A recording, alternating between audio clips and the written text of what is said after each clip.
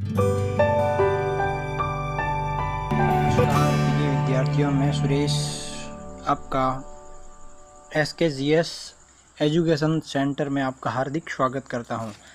आज हम एक अलग टॉपिक पे चर्चा करेंगे। उस टॉपिक का नाम है कार्बन एवं उसके यौगिक। कार्बन एवं उसके यौगिक। कार्बन एंड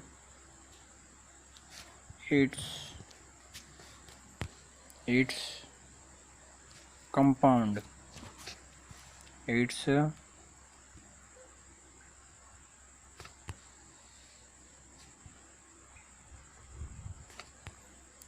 कार्बन एवं उसके यौगिक के बारे में चर्चा करेंगे। सर्वप्रथम अपन चर्चा करेंगे कि कार्बनिक रसायन क्या होती है।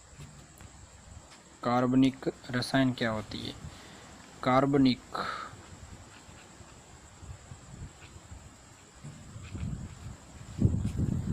रसायन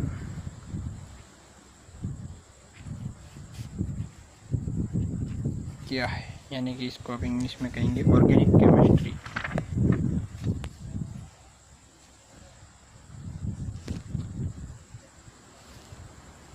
ऑर्गेनिक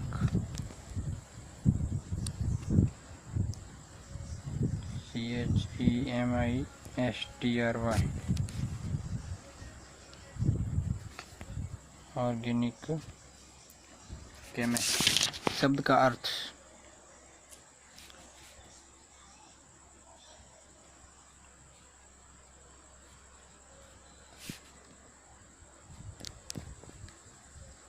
ऑर्गेनिक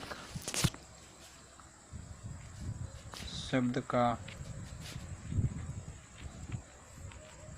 अर्थ ऑर्गेनिक शब्द का अर्थ लिविंग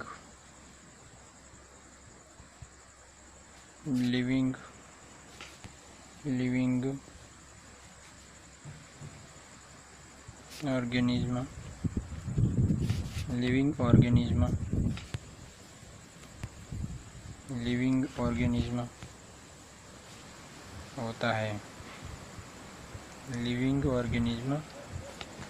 है।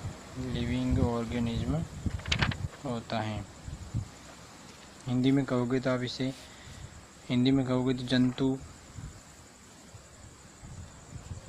जंतु एवं पादपों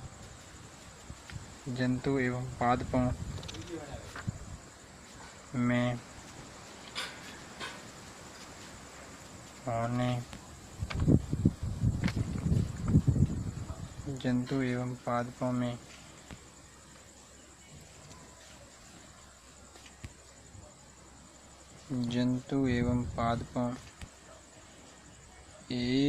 एक मिनट।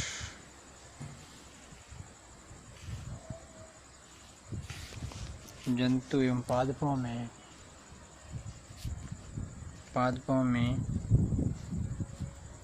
होने वाली रासायनिक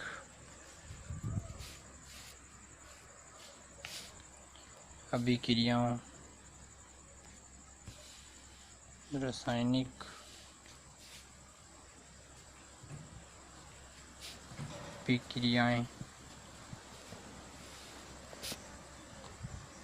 कार्बनिक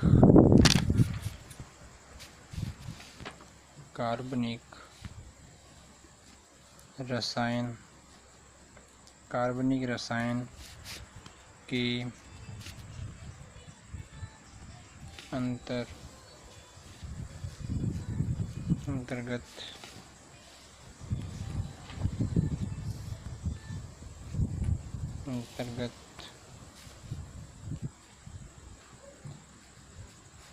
आती है। ठीक है, ये है कार्बनिक शब्द का अर्थ।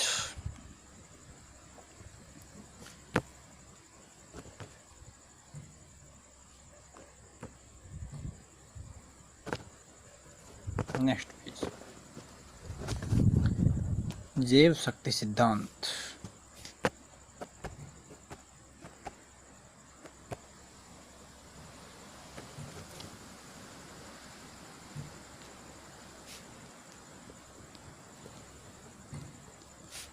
जैव शक्ति का सिद्धांत, इंग्लिश में कहते हैं विटल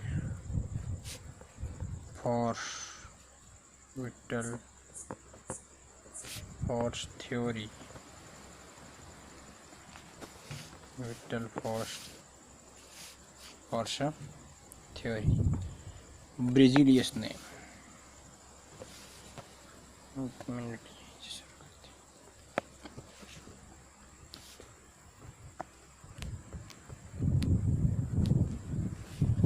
ब्रिजिलियस चल क्यों नहीं रही है?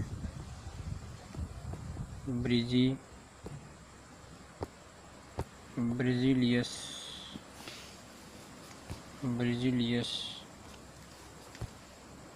नामक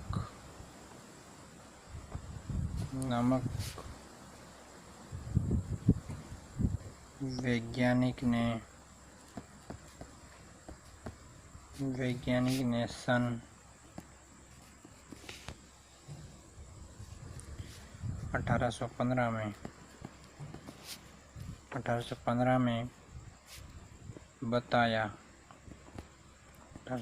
में बताया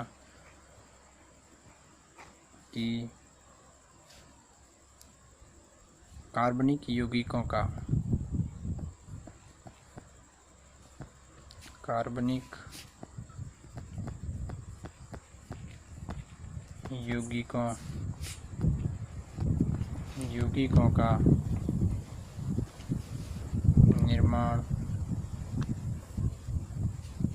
निर्माण कार्बनिक यौगिकों का निर्माण केवल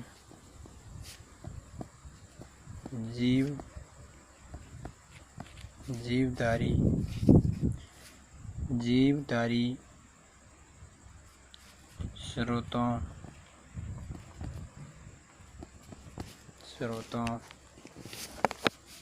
से ही संभव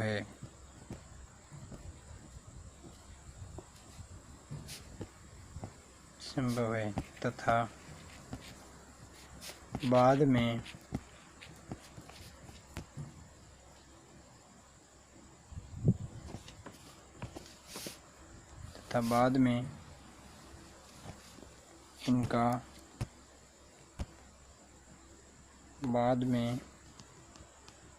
इनका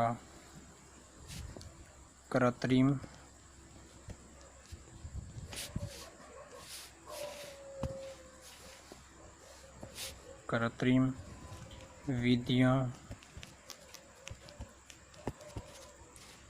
विधियों द्वारा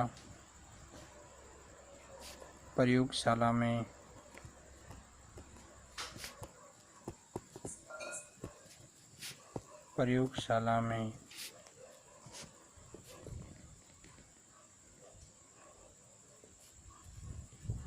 संश्लेषण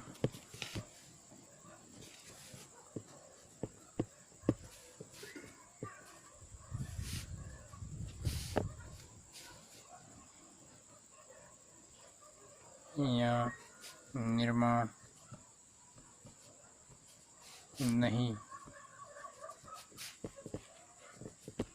किया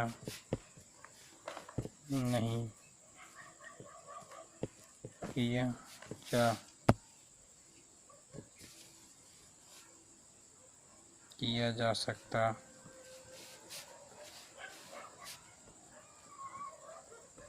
है। अब कह सकते हो देखो कि जैव शक्ति सिद्धांत क्या कहता है कि जैव शक्ति सिद्धांत ब्रिजिलियस के द्वारा सन 1815 के अंदर दिया गया। सन 1815 के अंदर दिया गया और इसके अंदर कार्बन का निर्माण ब्रिजिलियस के अनुसार जैव शक्ति सिद्धांत, इसके अनुसार जो बात की गई वो ये है कि कार्बनिक जो यौगिक होते हैं इनका निर्माण केवल जीवधारी ही कर सकते हैं, कृत्रिम विधियों के द्वारा प्रयोगशाला के अंदर संभव नहीं होता है। इसे जैव शक्ति सिद्धांत कहते हैं। इसे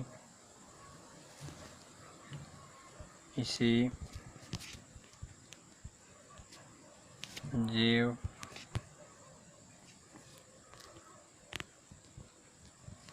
शक्ति सिद्धांत जैव शक्ति सिद्धांत कहते हैं। जैव शक्ति सिद्धांत कहते हैं। इसे जैव शक्ति सिद्धांत कहते हैं। लेकिन सन 1828 में सन 1828 में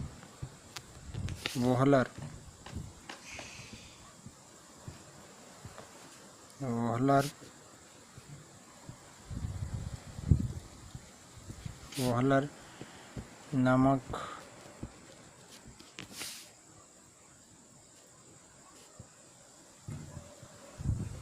वैज्ञानिक ने सर्वप्रथम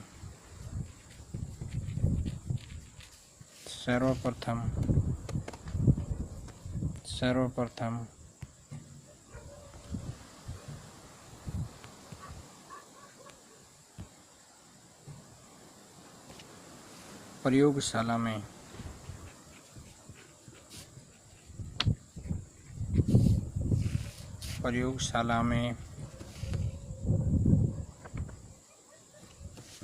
अकार्बनिक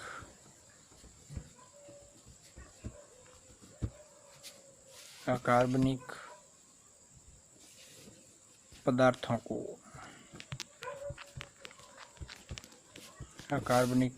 को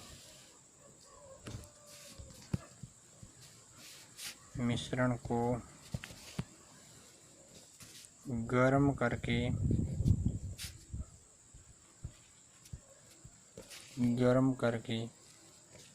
कार्बनिक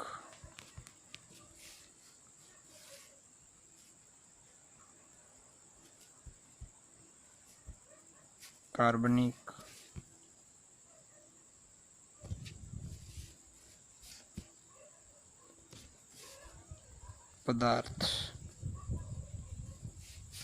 यूरिया का निर्माण किया। यूरिया का निर्माण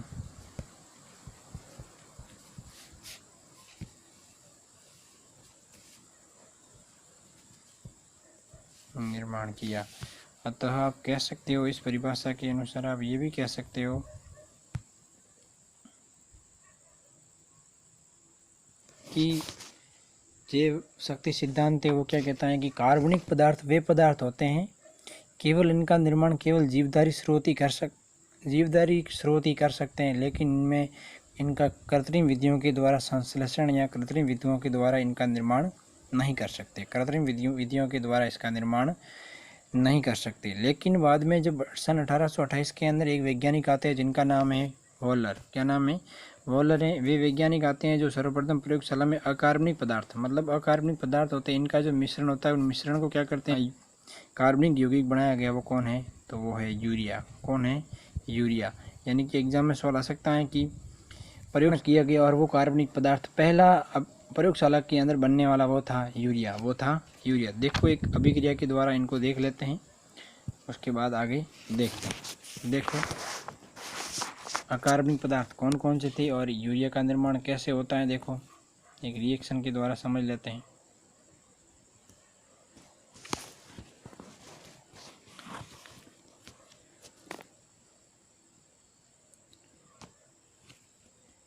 एक है अमोनियम साइनेट।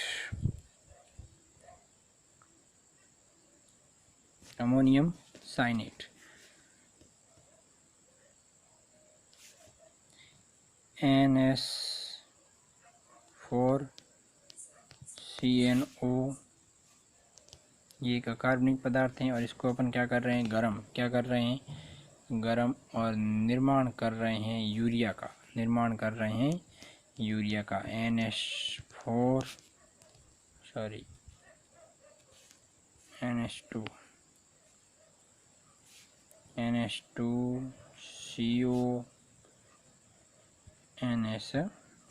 यानी कि ये एक प्रकार का ये है यूरिया, और ये वाला जो है वो अमोनियम